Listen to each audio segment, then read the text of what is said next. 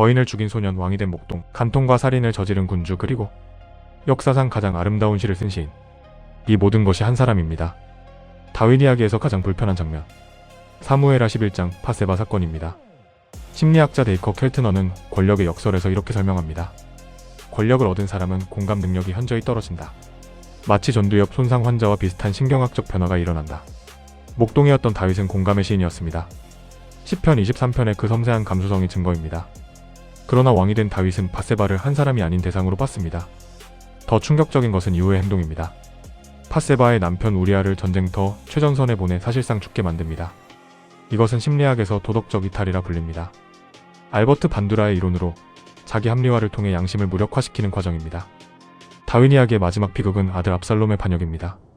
압살롬이 전사했다는 소식을 듣고 다윗은 이렇게 울부짖습니다. 내 아들 압살롬아, 내 아들 압살롬아.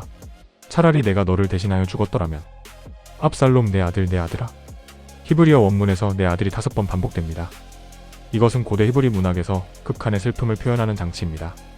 정신과 의사 엘리자베스 키블러 마이너스로스의 애도의 5단계로 보면 다윗은 이 한 문장에서 부정, 분노, 타협, 우울, 수용을 동시에 경험하고 있습니다. 차라리 내가 대신 죽었더라면은 타협이면서 동시에 죄책감입니다. 밧세바 사건 이후 나단이 예언한 칼이 내 집에서 떠나지 않으리라가 현실이 된 것입니다. 다윗의 가장 깊은 트라우마는 자신의 죄가 자녀에게 대물림되었다는 부모로서의 죄책감입니다. 오늘 다윗이라는 인간을 현대 심리학의 렌즈로 들여다봅니다. 그런데 여기서 성경의 서사가 빛납니다. 나단 선지자가 찾아와 가난한 자의 어린 양 비유를 들려주자 다윗은 분노합니다. 그런 자는 죽어야 마땅하다. 그리고 나단이 말합니다. 당신이 바로 그 사람입니다. 이 순간 다윗의 도덕적 이탈이 산산이 부서집니다. 자기 합리화의 벽이 무너지고 진짜 자기 자신과 마주하는 것입니다.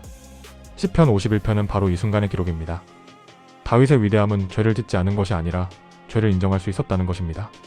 시편 51편의 고백, 하나님이여 내 안에 깨끗한 마음을 창조하시고 정직한 영을 새롭게 하소서. 히브리어 바라 창조하다. 이 동사는 성경에서 오직 하나님만이 주어가 될 수 있는 단어입니다. 다윗은 알고 있었습니다. 자신을 고칠 수 있는 것은 자기 자신이 아니라는 것을. 다윗의 이야기를 심리학적으로 읽으려면 먼저 그의 출발점을 이해해야 합니다. 다윗은 이세의 막내 아들이었습니다. 히브리어로 하카탄, 가장 작은 자. 사무엘이 왕을 세우러 왔을 때 아버지 이세는 다윗을 부르지도 않았습니다. 형제 7명이 다 거절당한 뒤에야 아직 막내가 있는데 양을 치고 있습니다 라고 말합니다. 현대 심리학에서 이것을 가족 체계 이론으로 봅니다. 머레이 보엔에 따르면 가족 내에서 역할이 고정된 아이는 평생 그 각본과 싸우게 됩니다. 다윗에게 부여된 각본은 보이지 않는 아이, 잊혀진 막내였습니다. 이 출발점이 그의 인생 전체를 관통합니다. 골리앗 전투를 심리학적으로 보면 두 가지 해석이 가능합니다. 첫째, 알프레드 아들러의 열등감 보상 이론. 가족에게 인정받지 못한 막내가 거인을 죽임으로써 존재를 증명하려는 것? 이것은 과잉 보상입니다. 그런데 텍스트를 자세히 읽으면 다윗의 동기가 단순한 과시가 아님을 알 수 있습니다. 사무엘상 17장 26절, 다윗은 이렇게 묻습니다. 살아계신 하나님의 군대를 모욕하는 이 할례받지 않은 블레셋 사람이 대체 누구냐?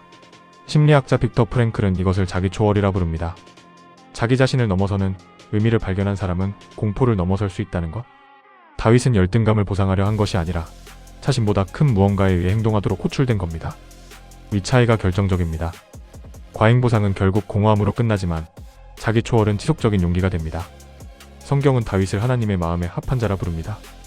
이것이 당혹스러운 이유는 다윗이 결코 완벽하지 않았기 때문입니다. 그러나 심리학자 브레네 브라운은 이렇게 말합니다. 진정한 용기는 완벽함이 아니라 자신의 취약성을 마주하는 것이다. 일본에는 킨츠기라는 전통이 있습니다. 깨진 도자기를 버리지 않고 금으로 이어붙이는 기술입니다. 깨진 자리가 오히려 가장 아름다워집니다. 다윗의 인생은 킨츠기와 같습니다.